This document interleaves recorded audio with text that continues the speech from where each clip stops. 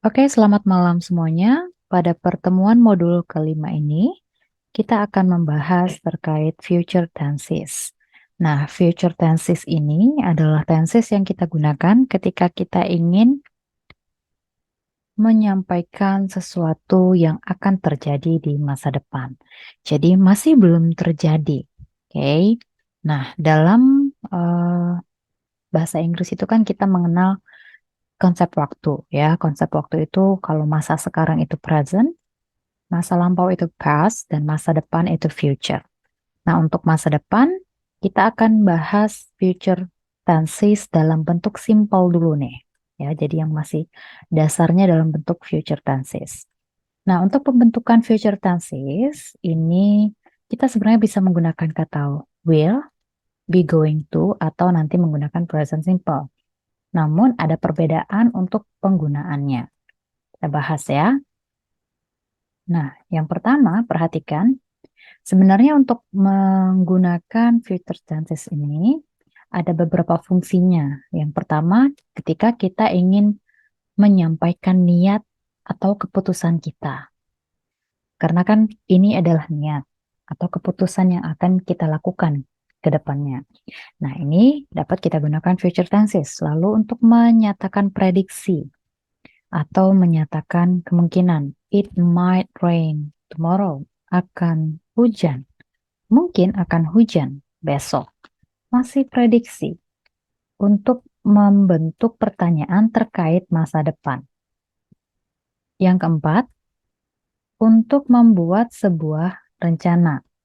Ya, untuk menunjukkan rencana. Dan yang kelima, untuk menunjukkan kegiatan yang terjadwal. Nah, ini yang saya sampaikan tadi. Sebenarnya dalam future tenses itu ada banyak tipe, ada 4. Simple future, future continuous, future perfect continuous tense. Tetapi di modul ini kita yang bahas simple future aja ya. Nah, perhatikan untuk pembentukan simple future ini bisa menggunakan will, be going to, dan present simple tense. Oke. Nah, perhatikan di sini ada contoh nih. Sarah goes to work every day. She is always there from 8:30 until 4:30. Sarah selalu pergi bekerja setiap hari. She is always there. Dia selalu berada di sana atau dia selalu bekerja, selalu berada di kantor pukul 8:30 pagi sampai dengan 5:30 sore. Sekarang jam 11. Ya, it is 11 o'clock now. Sekarang jam 11. Sarah is at work. Sarah ada di kantor. At 11 o'clock yesterday. Kalau jam 11 kemarin, Sarah was at work. Sarah ada di kantor. At 11 o'clock tomorrow, jam 11 besok, she will be at work. Dia akan ada di kantor. Perhatikan, untuk menyatakan posisi Sarah, ya, saat ini pada jam tertentu, kita bisa menggunakan is untuk menyatakan present, was menyatakan yang sudah lampau, will be, will ini untuk menyatakan yang akan terjadi. Berikutnya kita mulai dari kata will. Jadi will dan shall. Yang pertama, kita gunakan will ini biasanya dapat kita gunakan untuk menyatakan yang pertama. Keputusan yang baru saja dibuat. Jadi pada saat kita ngomong, itu baru saja kita buat keputusannya. Contoh, I will help you with your homework. Misalnya nih, ada teman kalian yang tiba-tiba nanya ke kalian, bisakah kamu membantu saya? Oke, can you help me with my homework? Lalu kalian menjawab dan kalian akan membuat keputusan kan? Nah, itu adalah keputusan yang baru saja kalian tentukan pada saat kalian berbicara. Jadi pada saat itu juga kalian buat keputusannya. Di sini contohnya I will help you. Saya akan bantu kamu dengan pekerjaan rumahmu. Ya. Lalu berikutnya untuk prediksi terkait yang akan terjadi di masa depan. Ini contohnya it will rain tomorrow. Nah, perhatikan ketika kita menggunakan kata will untuk menyampaikan prediksi, di sini dia tidak disertai dengan evidence, tidak disertai dengan bukti yang akan membantu apa ya, membuat prediksi itu 100% true ya, menjadi nyata seperti itu. Nah, berikutnya untuk membuat janji atau tawaran. Contoh di sini, I will call you later. Saya akan menelpon kamu nanti. Jadi kita berjanji akan menelpon dia nanti. Next, giving orders or instructions. Untuk memberikan perintah atau instruksi. Will you turn off the light, please? Tolong matikan lampunya. Ya. Berikutnya, perhatikan selain will, kita bisa juga bentuk dengan menggunakan kata shall. Shall ini dalam penggunaan bahasa Inggris modern, ini jarang digunakan. Dan subjek yang yang dapat digunakan dengan shall ini terbatas, yaitu hanya I dan we dalam modern English ya. Dan ini juga terdengar lebih formal. Oke, nah biasanya untuk penggunaan shall ini, dia dapat yang pertama kita gunakan untuk menawarkan sesuatu. Shall I open the window? Haruskah saya membuka jendela? To give suggestion, memberikan saran. Shall we go to the cinema tonight? Bagaimana kalau kita pergi ke bioskop malam ini? Ask for advice, meminta saran. Meminta nasihat ya. What shall I tell the boss about this money? Apa yang harus saya katakan kepada bos tentang uang ini? Jadi kalau misalnya secara general kita bisa menggunakan will. Oke. Berikutnya untuk pembentukannya bagaimana? Pembentukan kalimat positif kita bisa gunakan will atau shall lalu akan diikuti dengan base verb. Contoh di sini subjeknya adalah I. I will call you. Oke, I will call you. Jadi perhatikan base verb ini tidak bisa ditambahkan dengan in, as, atau ed. Jadi benar-benar kata kerja dasarnya. Nah, kalau misalnya mau dibentuk jadi kalimat negatif, I will not call you. Saya tidak akan menelpon kamu. Jadi, tetap menggunakan base verb. Setelah menggunakan will atau shall, gunakanlah base verb. Berikutnya, be going to. Be going to, perhatikan di sini, kita ada dua kalimat ya, contohnya di sini. They are playing tennis now. Mereka sedang bermain tenis sekarang. Lalu, perhatikan, today is Sunday. I am playing tennis tomorrow. Oke. Hari ini adalah hari Minggu. Coba kalian perhatikan bukunya. Pada buku ini ada tulisan Monday, hari Senin. Sudah direncanakan dia bahwa dia pada hari Senin akan bermain tenis. He is playing tennis tomorrow. Jadi perhatikan kalau misalnya sudah kita rencanakan, boleh kita menggunakan present continuous atau menggunakan be going to. Nah, sekarang kita lihat lagi. Be going to, yang pertama, dapat kita gunakan untuk menunjukkan rencana. Oke, untuk menunjukkan rencana. Jadi kita sudah atur sebelumnya rencana ini. Contoh, I am going to finish my project over the weekend.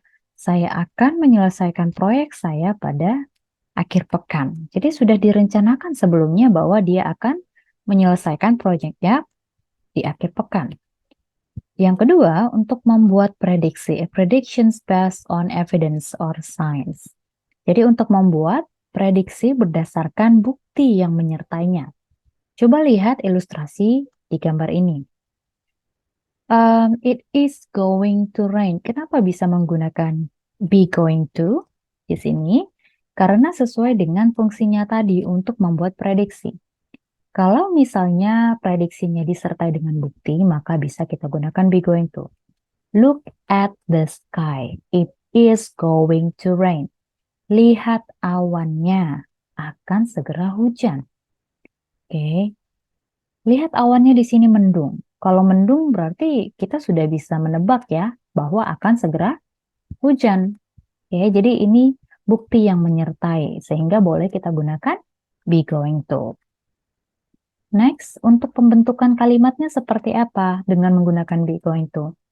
Kita awali dengan subjek terlebih dahulu. Oke, subjek ini bisa berupa nama orang, bisa juga berupa pronoun.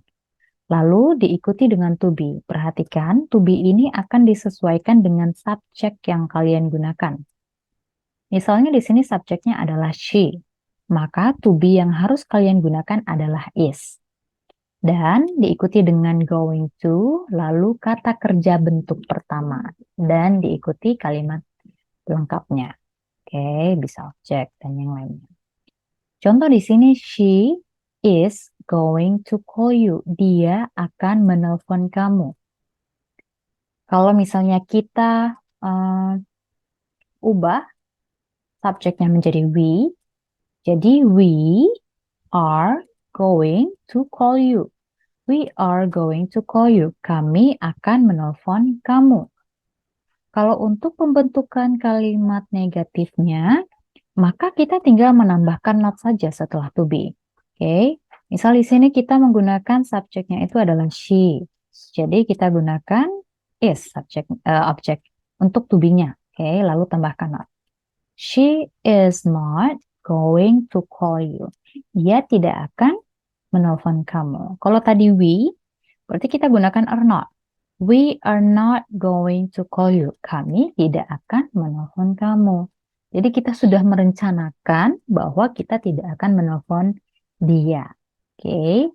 Nah, berikutnya untuk menyatakan sesuatu yang akan terjadi di masa depan, kita boleh menggunakan present simple. Present simple untuk menyatakan future, ini dapat kita gunakan yang pertama. Apabila kita ingin menyatakan sesuatu kegiatan yang dia sudah terjadwal atau memiliki jadwal timetables ya, bisa berupa jadwal kereta, jadwal penerbangan, atau jadwal mulainya film, jadwal ujian, kan sudah terjadwal semuanya. Nah, contoh di sini, the concert starts at 8 p.m. tomorrow. Konsernya mulai jam 8 malam besok. Jadi perhatikan di sini. Di sini kan penggunaan starts-nya ini masih dalam bentuk present.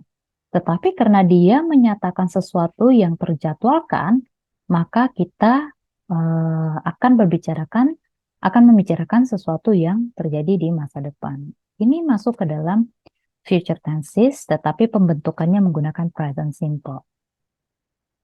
Berikutnya, ketika kita menggunakan di dalam kalimat itu, terdapat conjunction seperti when, ketika, as soon as, segera, until, sampai. Oke. Nah, perhatikan contohnya di sini. I will start cooking dinner when you arrive. I'll start cooking dinner when you arrive. Saya akan mulai memasak makan malam ketika kamu tiba. Jadi, dia tidak akan mulai memasak sebelum dia tiba. Jadi, dia mendeskripsikan sesuatu yang akan dia lakukan di masa depan. Bahwa dia akan melakukan sesuatu di masa depan, yaitu memasak makan malam ketika dia tiba di rumah. Bisa saja you-nya ini husband-nya dia ya, suaminya dia. Oke. Berikutnya perhatikan ini untuk present continuous, present simple saya sudah sebutkan tadi perbedaannya dalam future tenses. And the next, that's it ya. Jadi untuk sesuatu yang terjadwal, yang sudah kita rencanakan, yang pertama. Untuk sesuatu yang sudah terjadwal, mempunyai timetable, kita gunakan present simple. Untuk sesuatu yang sudah kita rencanakan jauh-jauh hari, kita bisa gunakan present continuous atau menggunakan be going to. Lalu untuk sesuatu yang misalnya kita baru saja putuskan, lalu kita menawarkan bantuan, memberikan janji, ini bisa kita menggunakan will. Dan juga prediksi ya, kita bisa gunakan will. Oke, nah sekian untuk penjelasan materi terkait future tenses, future tense, simple future tense, menggunakan will, be, going to, dan present simple. Nah, perhatikan, pada forum kelima saya sudah memberikan tugas. Oke, untuk latihan forum yang kelima, di sini saya memberikan 2 pertanyaan. Yang pertama, explain the difference between present tense, past tense, and future tense. Jelaskan perbedaan antara present tense, past tense, dan future tense. Lalu berikanlah 3 contoh untuk mendukung jawaban kalian. Jadi dalam satu contoh yang diberikan itu terdapat tenses yang kalian jelaskan. Contoh di sini saya berikan pada example 1. Present tense, I write a report every day. Perhatikan di sini ada kata every day, write berarti menyatakan present tense. Lalu contoh masih dalam example 1, past tense, I wrote the report last night. Saya menulis laporan itu kemarin malam. Ada kata last night menunjukkan waktu, kemarin malam. Wrote dalam bentuk kata kerja kedua, berarti dalam bentuk past. Berikutnya future. I will write the report next week. Saya akan menulis laporan itu minggu depan. Ada kata next week menyatakan future yang akan dilakukan di masa depan. Lalu ada penggunaan kata will, diikuti verb one, write. Jadi silahkan berikan 3 contoh ya. Jadi setiap satu contohnya harus ada present tense-nya, lalu kalian ubah ke dalam past tense lagi, dan ubah lagi ke dalam future. Lalu pertanyaan kedua adalah, what is the difference between using will and going to when expressing future plans and predictions? Apa perbedaan penggunaan will dan going to ketika kita mengekspresikan atau menyampaikan terkait rencana dan prediksi? Oke, seperti ini untuk forum yang kelima. Dan setelah forum, kalian juga wajib mengerjakan kuis. Oke, jadi silahkan dikerjakan kuisnya, ada 30 menit sampai dengan hari Minggu jam 11:59 malam. Oke, sampai di sini dulu penjelasan terkait materi minggu yang kelima. Jika ada pertanyaan, silahkan tanyakan di dalam WhatsApp group. Oke, selamat malam semuanya, selamat belajar. Terima kasih.